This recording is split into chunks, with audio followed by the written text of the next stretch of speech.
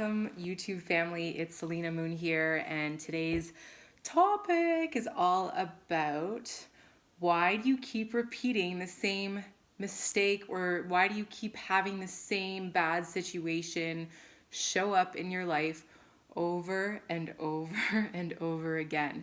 So this pertains to all aspects of life. If, say, you decide that you want to get a new job, and you go to your new job and you realize that the exact same thing that happened in your last job is happening in this job. So whether it's the way that your coworkers are treating you, or the way that your manager is treating you, or maybe it's the way that you're unhappy with the way that you're getting paid or compensated.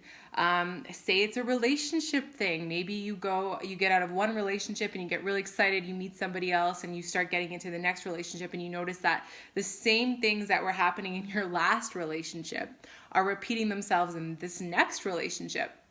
And you're wondering to yourself, like, why does this keep happening over and over and over again? Maybe it happens when you go travel. Maybe you notice that there are certain things that happen when you go traveling, that every single time you go traveling, something bad happens on the way over, or maybe like your suitcase always gets lost, or maybe you always get robbed or something like that. And what I want to say is that there's a rhyme and a reason for why these things keep repeating themselves. And it's not just like some outside force that's like trying to like cause you suffering and pain in your life. I just want to make that very clear. That's not how the universe works. It's not trying to hurt you in any way or create trauma for you in any way. It's us that are doing that to ourselves. And the reason that we keep recreating these problems in our lives is not because anything's against us. It's more so because we have something that's still unresolved, something that's within us that we're carrying as an unconscious expectation. So for example, say you're a kid, right? And say you're 10 years old and your parents have planned this amazing trip for you guys to go to Australia. And you guys all pack your bags and you get in the airplane and you guys go on this huge long journey to Australia, or from wherever you are. And you land in Australia and you get to the airport and all your bags go missing, okay? And this huge commotion happens. Say your mom makes a big deal out of it and your dad's trying to stay calm, but your mom's freaking out about it.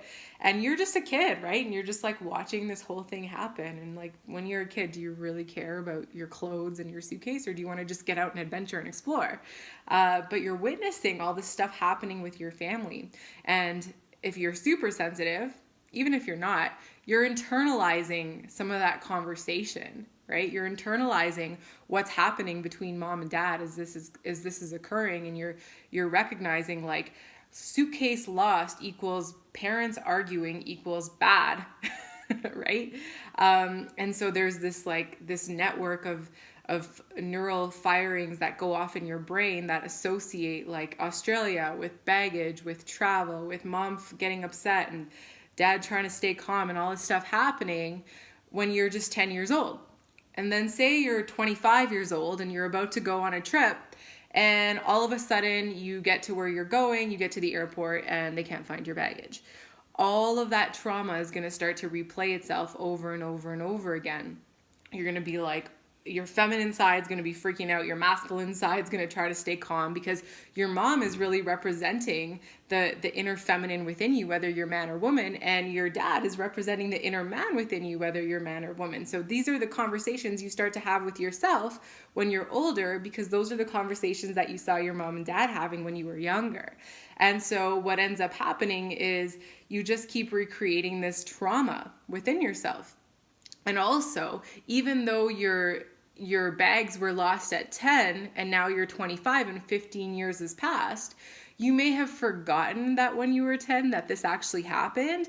But the thing is that your cells and your subconscious actually remember everything, and they store memories of our childhood and our past. So what happens when the situation happens again is that you have this unconscious expectation that my bags are going to get stolen, even if you're not aware of that, because that's just what happened in the past when you were a kid.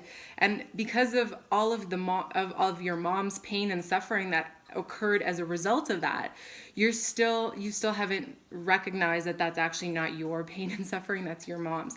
And so it just keeps staying in yourself, and all these situations. It could not, maybe it's not just suitcases that gets lost, maybe it's other things that seem to get lost. And this could branch out into other areas of your life as well. And you think that it's just the universe conspiring against you, but it's not. It's actually because there's a part of you that has this belief system that when I travel, X, Y, and Z happens.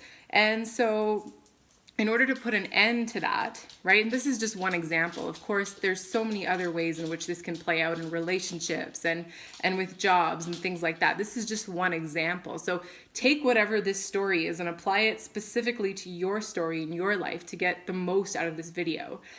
But recognize that perhaps there's something that happened when you were a child where you just felt as though you were witnessing something that was very, very intense for you, and you internalized that, right? So for this person who keeps getting their suitcases lost, maybe it's not about the actual airline that's the problem.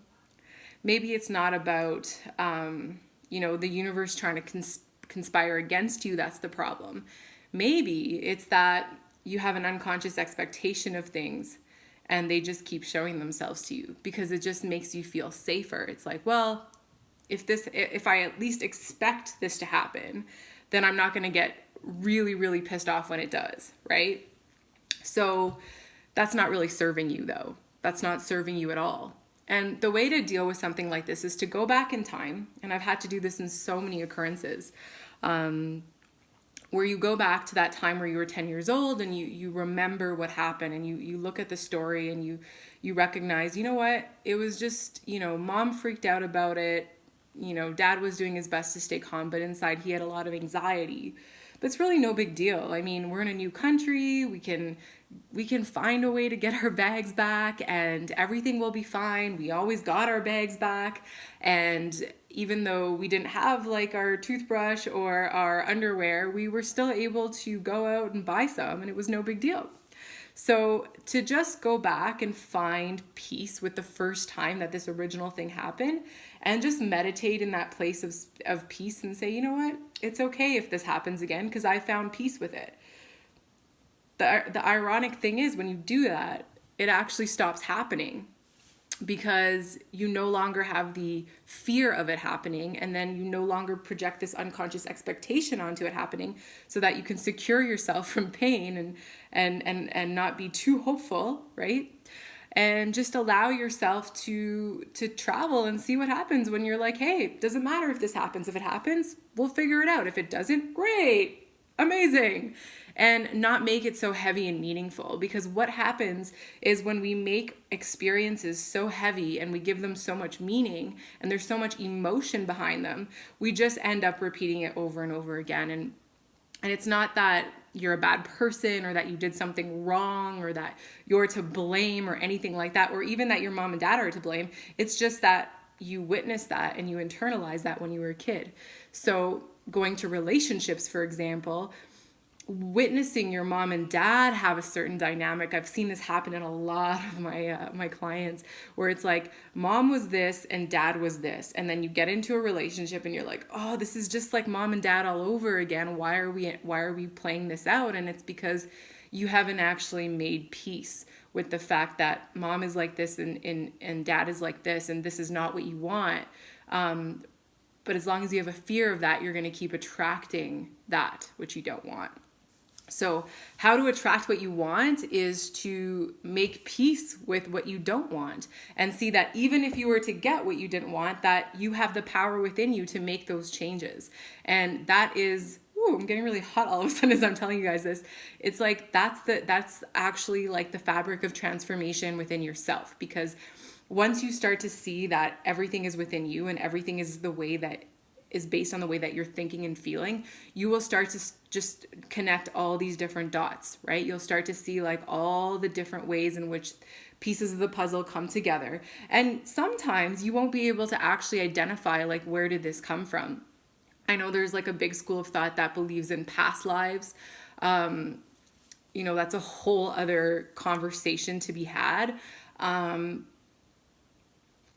don't want to agree or disagree to it, but what I do want to say is that in my personal experiences, I have had moments where I would have a download or some kind of vision come to me of me doing something.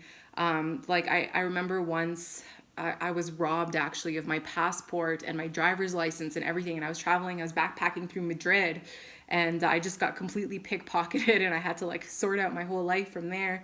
I was like leaving from Germany back to Canada in like 4 days, and it was like on a Friday, and the Canadian embassy was closed on the Saturday and Sunday and the Monday, because the Monday was July 1st, which is Canada Day, which is a holiday. So I went through all these things, and then a few years goes by, and I still realize that wherever I'm going, even if I'm in my hometown, I'm like always observing my bags, and I'm like hyper cautious all the time and scared. And that fear actually created another subsequent robbery, where one day I was actually in my hometown at the time, and I was just like hanging out by a tree in a park, and my bag was sitting there, and someone was biking past me, grabbed my bag, which had like everything in it, and just strolled off. And I was like, oh my goodness, like I just got robbed again. And so I had to do a lot of inner work to say, why am I consistently getting robbed, and what is it that's subconsciously off here? Like, do I have an expectation that I'm going to keep getting robbed? And I went back to, first of all, when my passport got stolen when I was backpacking. And I remember like getting to the hostel after getting off this train, and the hostel's like, hey, it's going to cost X amount. And I go into my bag, and my bag's open, and I'm looking and looking and looking for all my money, and I can't find anything. And the first thing I did, I was like 21 or 22. And the first thing I did was I called my mom, and my mom ended up freaking out on me, like completely freaking out on me. She literally was yelling so loud through the phone that everyone in the hostel could hear what she was saying. Like, it was ridiculously loud, and she was pissed at me. And of course she was just worried about me, and she just loves me, and she just wants to make sure I'm okay. And she had an excessive feeling of responsibility for me that got triggered when that happened. And so she projected all that onto me. And so I had all this fear about getting robbed times 10, when before I'd made the phone call, I was kind of laughing about it. I'm like, I'll figure it out. It happens. People in Madrid get robbed all the time. So I had to really make peace with the fact that my mom's reaction to me getting robbed had created such a fear in getting robbed that I actually got robbed again. And I think there was a third time too, because all of a sudden one day my laptop went missing. I still have no idea where it went. And it doesn't really make any sense, but I was potentially robbed of my laptop as well. So that being said, I had to do more and more and more inner work and get to a point where I could make peace with this. And again, I don't know what's real and what's not when you're getting visions. It's very hard to tell whether this is your past life, someone else's life, whether you're resonating with something. But whatever it is, I just trust that it's there to help me. So I try not to make too much out of these visions. I just ask that the visions serve me or help me in my current reality, because I'm all about where spirituality meets practicality. I don't like when people just go off into the ethers and explore different things, and like those things have absolutely no anchor into the physical reality. Like, my thing is that I want to know, how does this spiritual awareness help me to become a better person? How does it help me with my health? How does it help me in this relationship?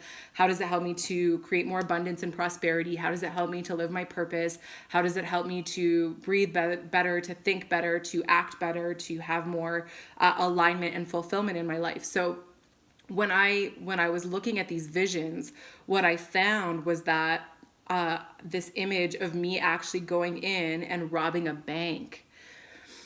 And I'm robbing this bank, and I'm like with a few other people robbing this bank, and I'm just watching it from a very neutral place, not allowing myself to get too immersed in, oh my God, did I rob a bank in another life? But just to be a witness of that, and to say, you know what, if I did do this, then me getting robbed is actually my karma, right? And it's like, but that karma only had to happen once, and then I just kept repeating it because of the fear that was inside of me from that experience. So once I made peace with that and I forgave myself if I did do that, or for anybody in the world, if they've ever robbed anything, I can say, I forgive you. I don't know if you guys have ever heard of the Ho'oponopono practice, but it's one of the best practices for forgiveness in my personal opinion, because it's helped me so much. And it just says, I'm sorry, please forgive me. Thank you. I love you. I'm sorry, please forgive me. Thank you. I love you. And I would just keep repeating that over and over. And you guys can look this up online and understand all the details of why Ho'oponopono practice is so powerful and what the intention is behind it.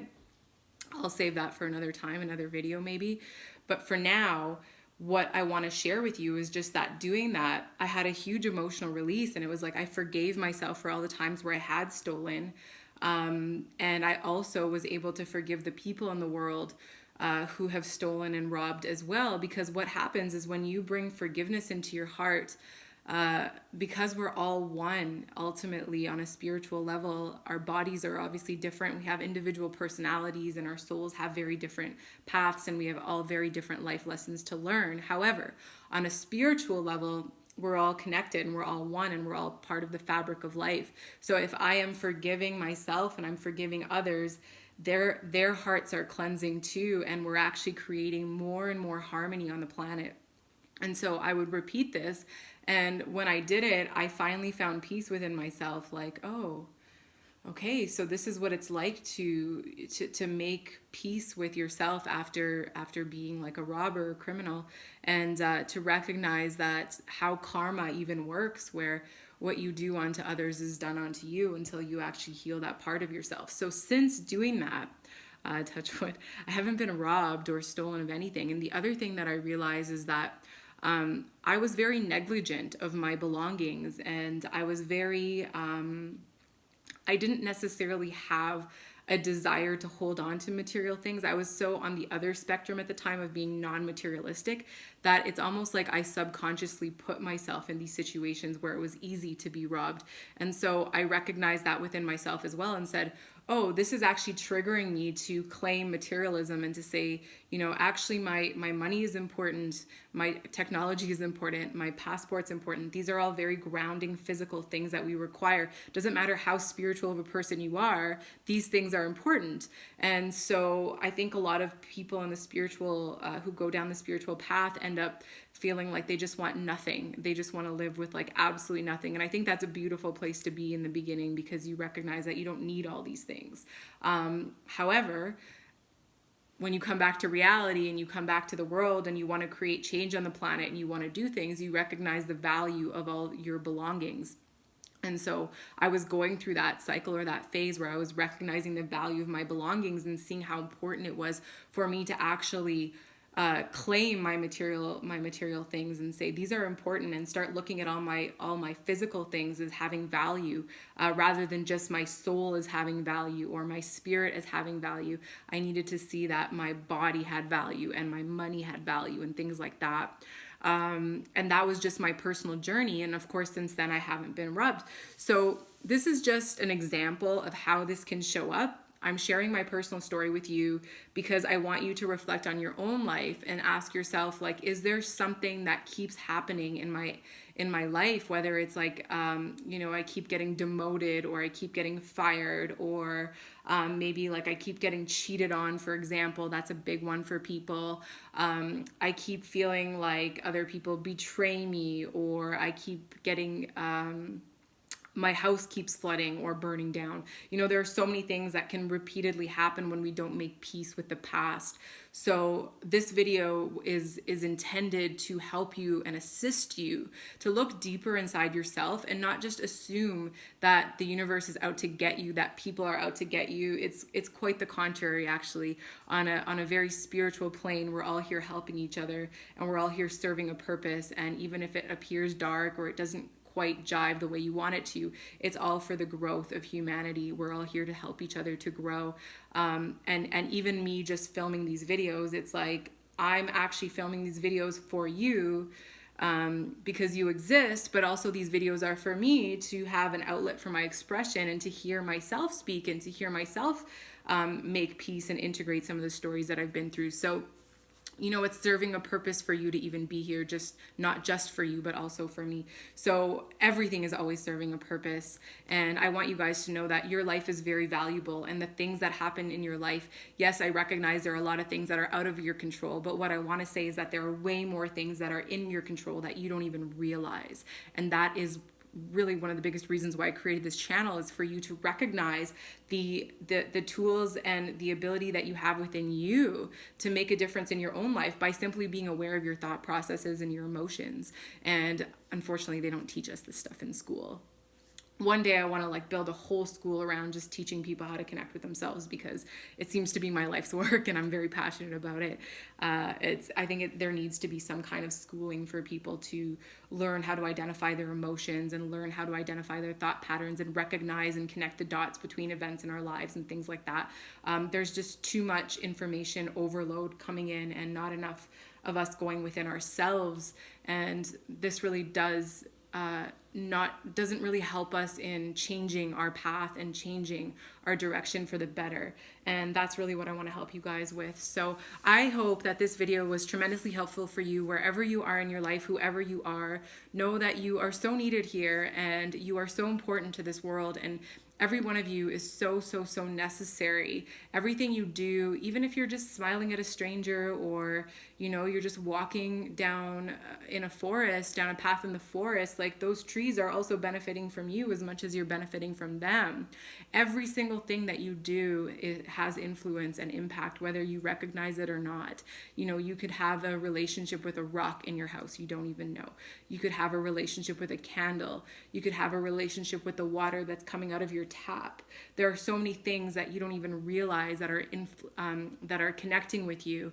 And once you open yourself up to that world and recognize and learn to discern energies, you'll see how powerful you are as a human being and how much you are actually affecting your environment and affecting your life. And I think that the more aware we are of this, the more conscious we'll become, the more self-aware we become, and the more aligned we become as well, because we become so intentional and also so creative with our process of being in this world as we are meant to be. Okay? Whew, that was a lot coming out of me there. Thank you so much for liking, for commenting, for subscribing to the channel. For those of you guys who are new, welcome. For those of you guys who are coming back, thank you for coming back. It's just such an honor to have you guys here. This has been such an amazing, fun process for me to share. If there's something specific that you guys want me to do a video on, please do comment and let me know, because it's super, super, super important for me that what I'm sharing with you is relevant and applicable to your everyday life, and it hits home for you at a very deep level. I love you guys so much, and sending you guys all blessings. It's always a pleasure to interact with your energies, and I look forward to seeing you guys again soon. Much love.